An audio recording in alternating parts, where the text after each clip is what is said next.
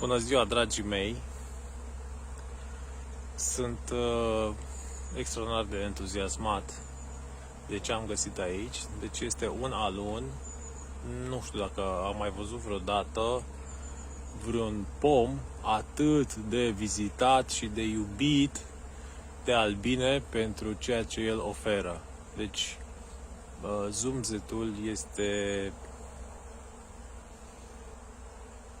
incredibil. Doar la culesul de salcâm am mai auzit așa ceva, dar noi acum suntem în 6 februarie.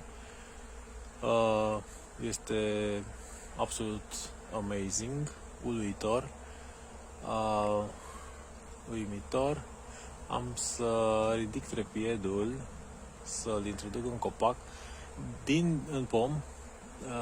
Din păcate, în zonă este și o șosea de centură în apropiere, care s-ar putea să strice sunetul. Eu nu am microfonul dedicat, dar mă strădui să vi le dau la telefon, la video, cum se spune.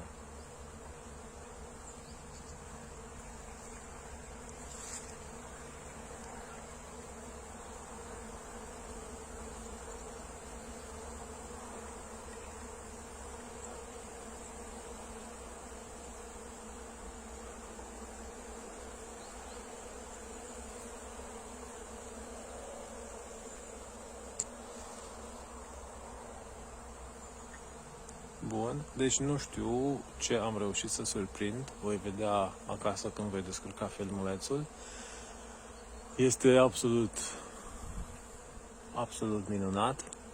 Voi lua și dintr-o altă poziție o probă de filmare. Deci iată, acum e posibil să se audă mai bine, pentru că se pare că trec mai puține mașini.